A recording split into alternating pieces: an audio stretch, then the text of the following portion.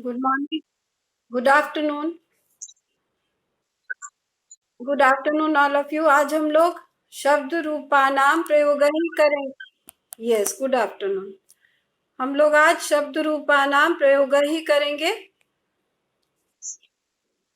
Good afternoon all of you. शब्द रूपानाम प्रयोग मतलब हुआ कि शब्द रूप का प्रयोग वाक्य में। तो शब्द रूप का प्रयोग किस प्रकार से होता है? विभक्ति आधारित होता है, कारक के नियमों पर आधारित होता है, विशेषण विशेष्य पर आधारित होता है। तो शब्द रूप के प्रयोग उसी प्रकार से होते हैं। तो अभी कारक पर आधारित शब्द रूप के प्रयोग पृष्ठ संख्या 45 पर दिए गए हैं। कल मैंने करवाया था, आज फिर से इसको दोहरा देती हूँ। सभी बच्चे ध्यान देंगे।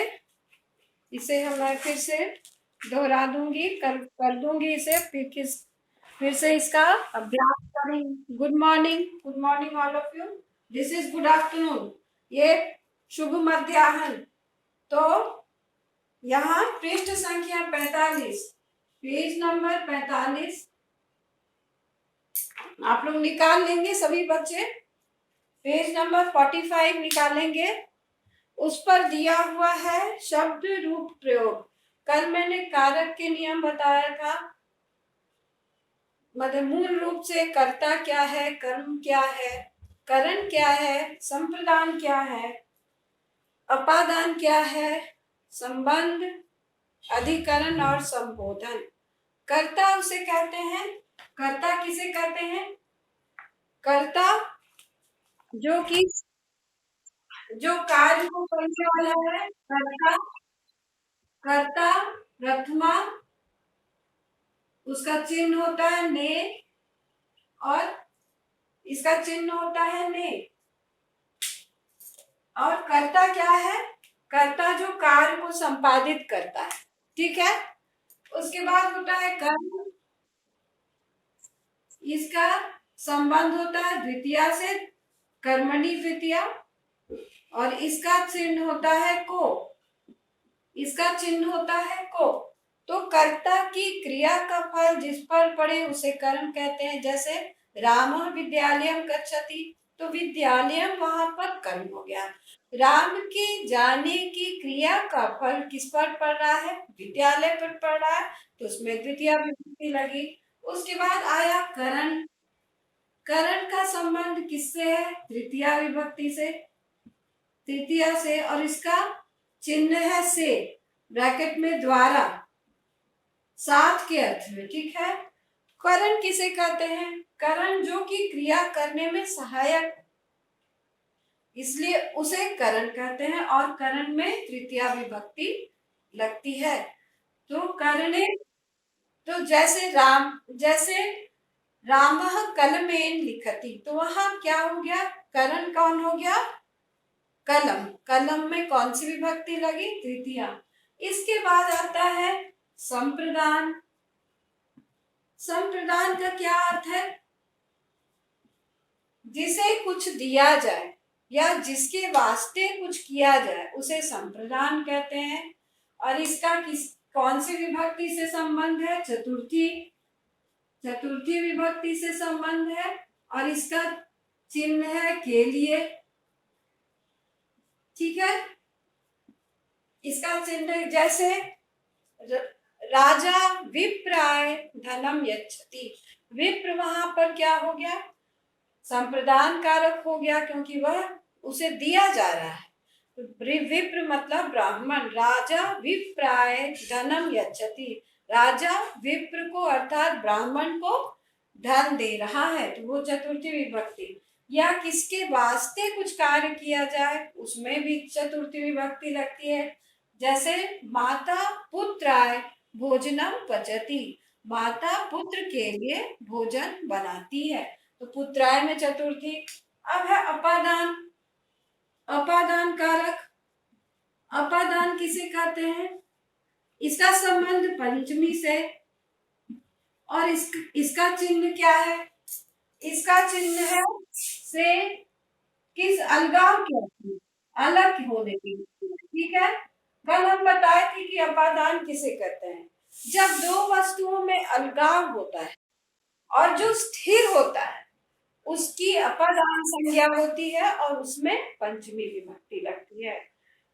तो जैसे वृक्ष और पत्ता अलग हो रहा है, वृक्ष में और पत्ते में अलगाव हो रहा है, तो वृक्ष क्या है? दूर। आ हाँ, वृक्षात।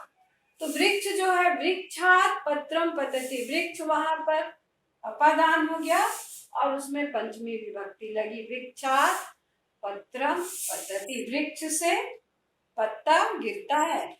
ठीक है, तो वृक्षात में वहां पे पंचमी विभक्ति लगी। अब आया षष्ठी, ये बहुत आसान है, संबंध में षष्ठी विभक्ति लगती है। संबंध में, सॉरी यहाँ ये संबंध लिखे हम, संबंध में आ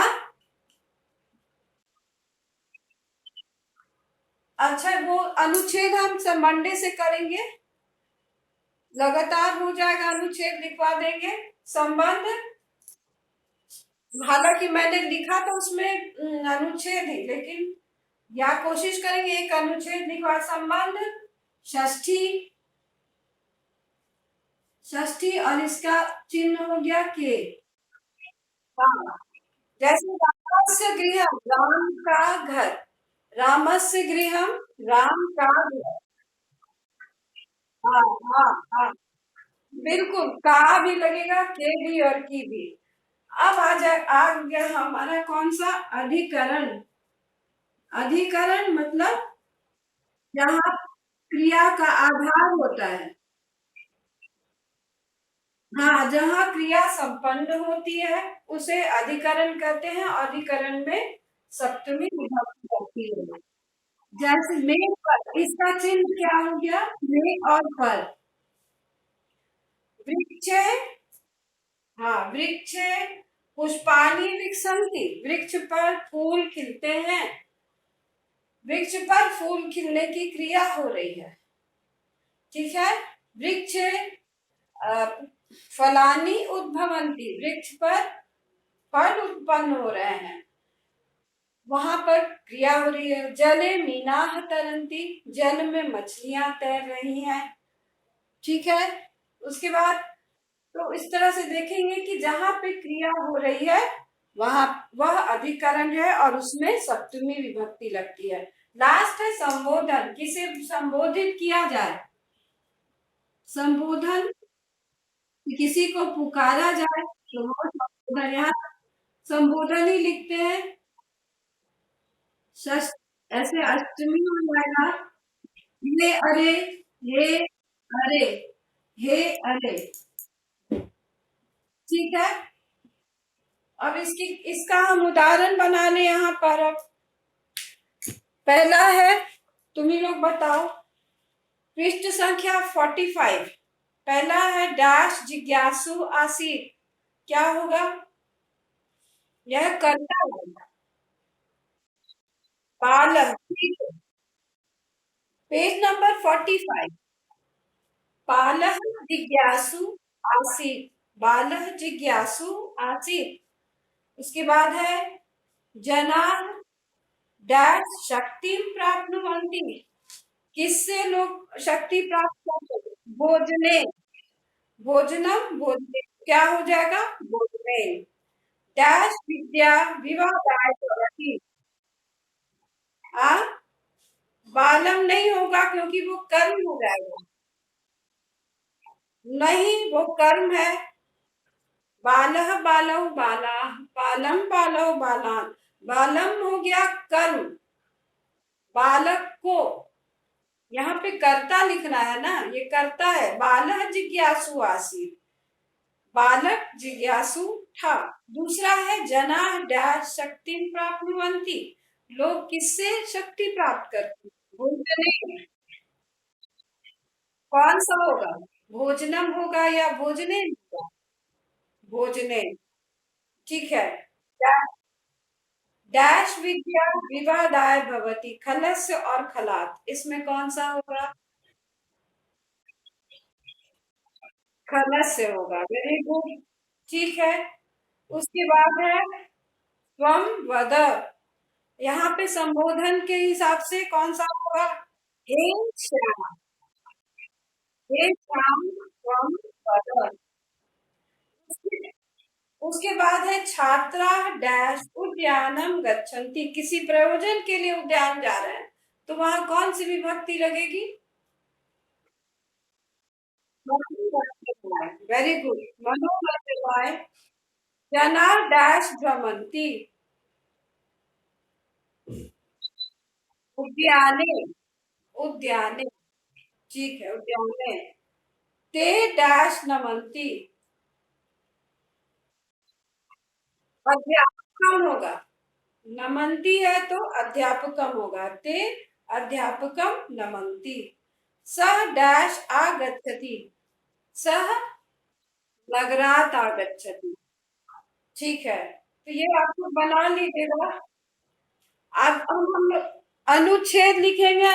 अब हम लोग अब एक अनुच्छेद हम लिखते हैं आज संस्कृत। मम प्रिय कवि। मम प्रिय कवि। अनुच्छेद बहुत छोटा ही लिखना है, 4-5 वाक्य का लिखना है और एक पैराग्राफ में लिखना है। सिर्फ एक पैराग्राफ में लिखना है, 2 पैराग्राफ नहीं। अनुच्छेद का मतलब होता है पैराग्राफ। एक पैराग्राफ, इसमें 5 से 6 वाक्य तुम लोग लिखोगे। तो संस्कृत भाषा है, तो संस्कृत भाषा के बाद में हम यहाँ पर इसे सहचर में भी दिया हुआ, लेकिन हम यहाँ पे मम प्रिय कवि कालिदास लिखते हैं। कालिदास के बारे में लिखेंगे, संस्कृत के कवि हैं। मम प्रिय कवि, मेरे प्रिय कवि। मम प्रिय, मम प्रिय कवि। ये अनुच्छेद है। अनुच्छेद में छोटे और लघु वाक्य लिखने चाहिए और एक अनुच्छेद होना चाहिए, मतलब कि सिर्फ एक पैराग्राफ होना चाहिए। सभी का सभी व्यक्ति तो इसमें छोटे वाक्य मन में सोच लो और उसका अनुवाद कर लो। हालांकि थोड़ा कठिन होगा, इसलिए मैं 5 वाक्य या 6 वाक्य यहाँ पर लिख देती हूँ। ठीक है, लिखते हैं। सर्वेशाम। No, board is not visible. Okay, I'm trying to. Okay,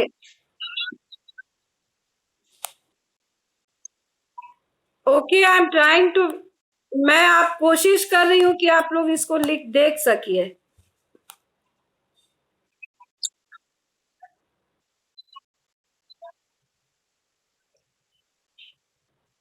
ये भी हो सकता है कि मैं पढ़ के सुना दूंगी, या आप लोग को अनुच्छेद में व्हाट उस पर भी भेज सकती हूँ, पर आप लोग को व्हाट्सएप पर भी भेज सकती हूँ। तो मम प्रिय कवि। ठीक है। सर्वेशाम। सबों का। सर्वेशाम एक प्रिय कवि भवती। सबों के प्रिय कवि भवती।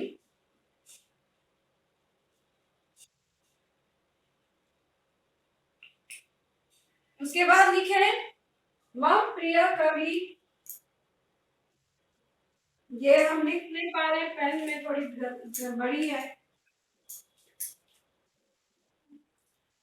मम प्रिय कवि। मम प्रिय कवि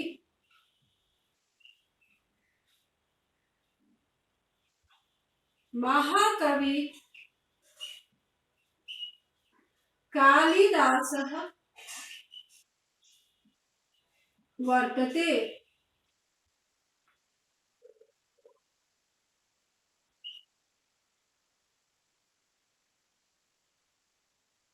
उसके बाद लिखे हम महाकवि कालिदास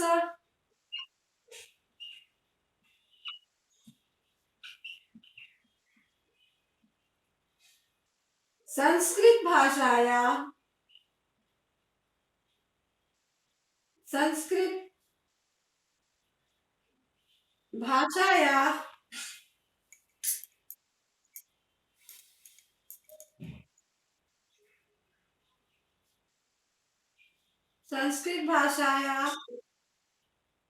महान संस्कृत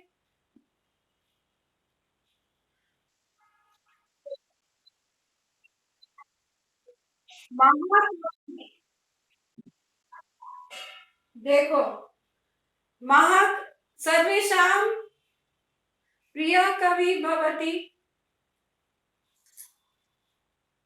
मम प्रिय कवि महाकवि कालिदासः वर्तते। महाकवि कालिदासः संस्कृत भाषाया महान महान रचयिता आसीत्।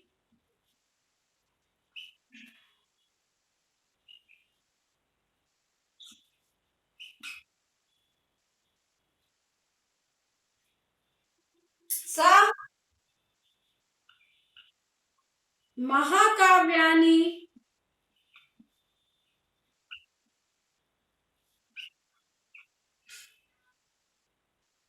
नाटकानि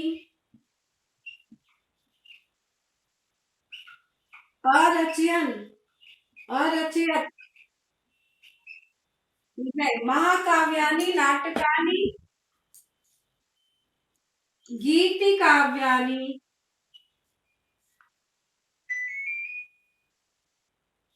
या नाटकानि च अरचयत्।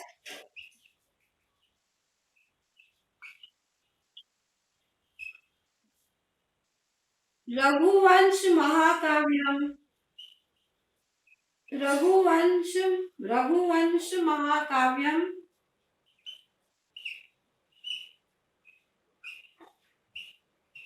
कुमार संभवम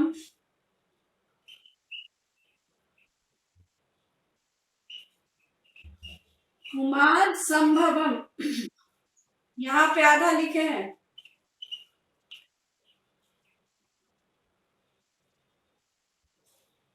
तस्य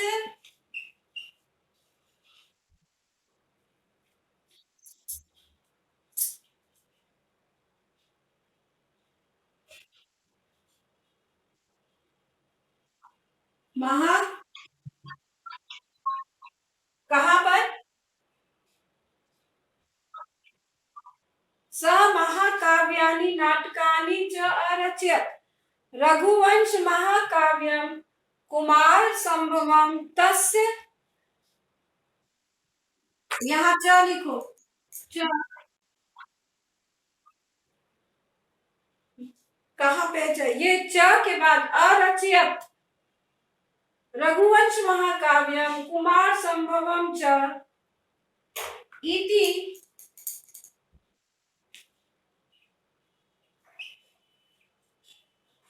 तस्य महाकाव्ये आसन महाकाव्य दो है इसलिए महाकाव्य आस्ताम। ठीक है, उसके बाद लिखो अभिज्ञान शाकुंतलम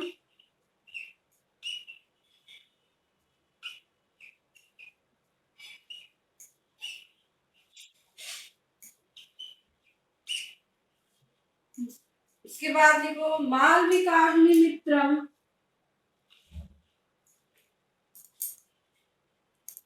या इसको हम लिख करके भेज देंगे आगे, है ना, इसमें दिख नहीं पा रहा होगा। अभिज्ञान शाकुंतलम मालविकाग्निमित्रम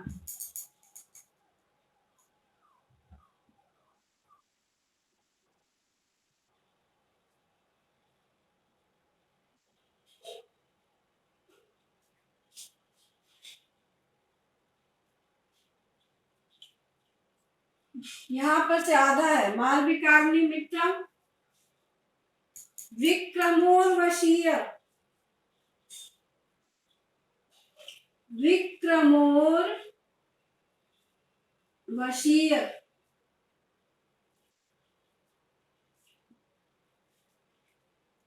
त्रीणी, तीन नाटक है। त्रीणी नाटकानि आसन। त्रीणी नाटकानि आसन।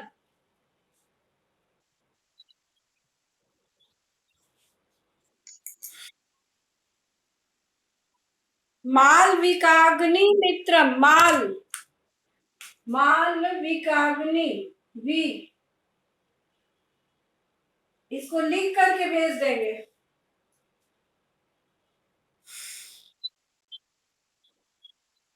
रघुवंश महाकाव्यम।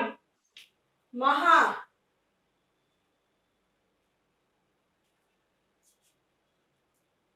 स उपमायाः उपमा अलंकार, उपमा उपमालंकार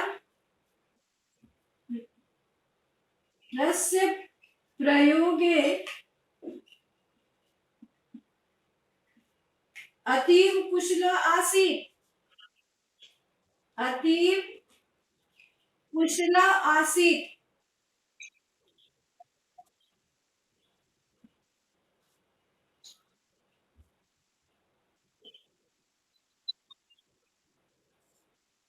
अतीव कुशल आसीत्, उसका ऊपर लिखना है, फिर से मिटा रहे हैं। हाँ,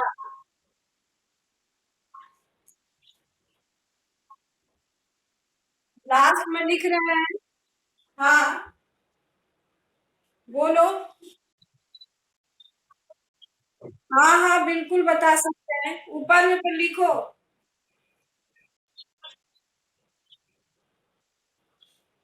देखो, स उपमा अलंकार, अलंकार होता है, उपमा अलंकार। अलंकार होता है अनुप्रास, जैसे कि शब्दालंकार, अर्थालंकार होता है। जैसे उपमा, किसी की किसी चीज से, जैसे कि देखो, उपमा का अर्थ हम बता रहे हैं, जैसे कि कमल के समान। महाकाव्य के बाद आस्ताम। आस्ताम, आसीत, आस्ताम। आस्ताम,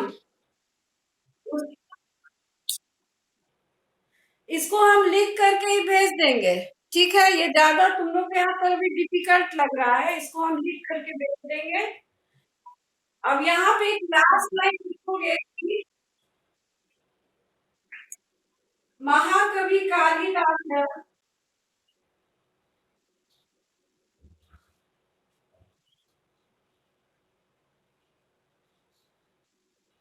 महाकवि कालिदास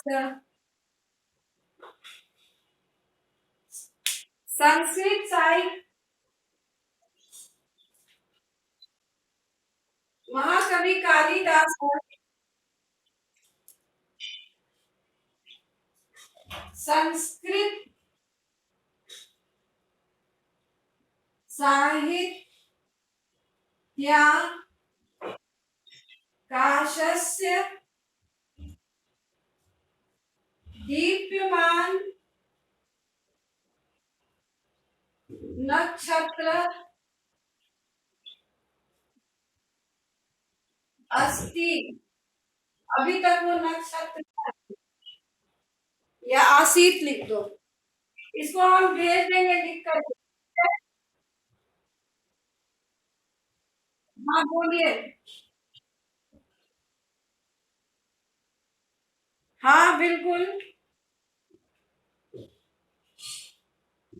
सर्वेषां कृते, सर्वेषां कृते या सर्वेषां एक प्रिय कवि भवति। सभी का एक प्रिय कवि होता है।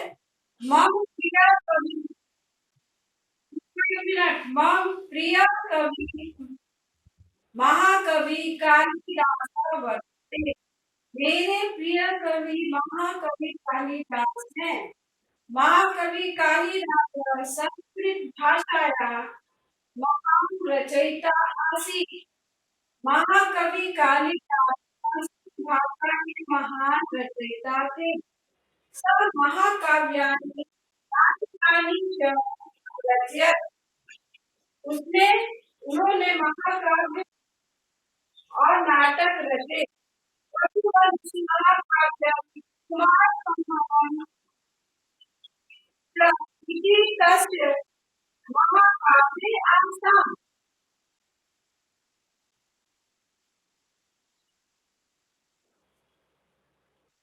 रघुवंश महाकाव्य कुमार संभवम इनकी दो महान महाकाव्य थे। अभिज्ञान शाकुंतलम मालविकाग्निमित्रम विक्रमोर्वशीय त्रीणि नाटकानि आसन्।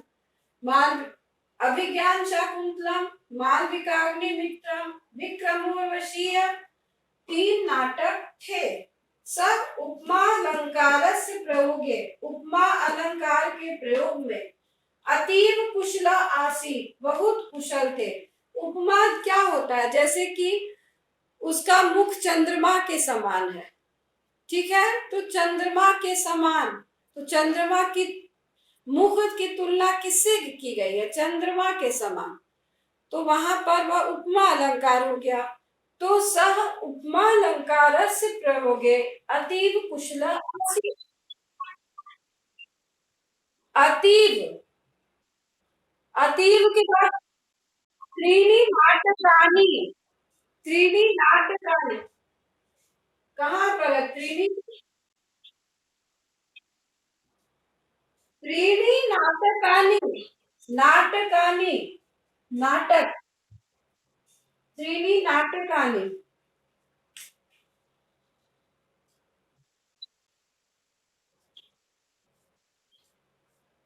3 नाटकों की रचना की।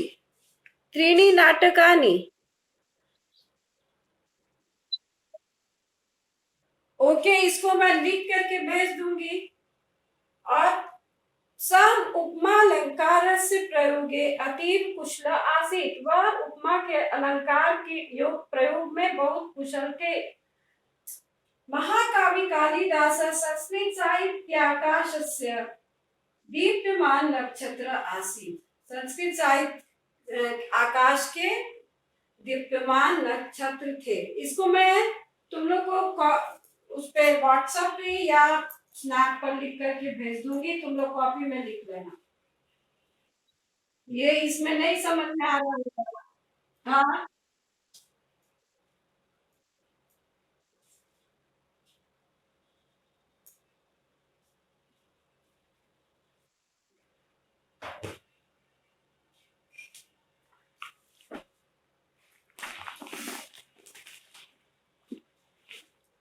तो ये हम लोग हमेशा ध्यान देंगे कि अनुच्छेद लिखते समय हम छोटे वाक्यों का प्रयोग करें और शीर्षक से संबंधित होने चाहिए। हमेशा ही शीर्षक से संबंधित होने चाहिए। आपका जो अनुच्छेद होगा वो शीर्षक से संबंधित होगा, उससे अलग नहीं होना चाहिए, ठीक है। अब इसके बाद जो मम प्रिय कवि आज हम लिख के भेज देंगे, उसके बाद है अनुशासन से महत्व है, स्वतंत्रता दिवस है, और एक और है संस्कृत भाषाया महत्वम। ये सारा लिख के धीरे धीरे भेज देंगे तो ठीक रहेगा। और मैं जरा सा धातु रूप प्रयोग के बारे में आप लोगों से पूछती हूँ। धातु रूप प्रयोग, अभिज्ञा, अहम डैश लिखामी हस्तम हस्तेन, क्या होगा? हाँ, हस्तेन, ठीक है, ठीक है। अनुष्का वत्स शिशु डैश जलम पिबती चमसम चमसेन, क्या होगा? शिशु चमसम, शिशु डैश पिबती चमसम चमसेन क्या होगा?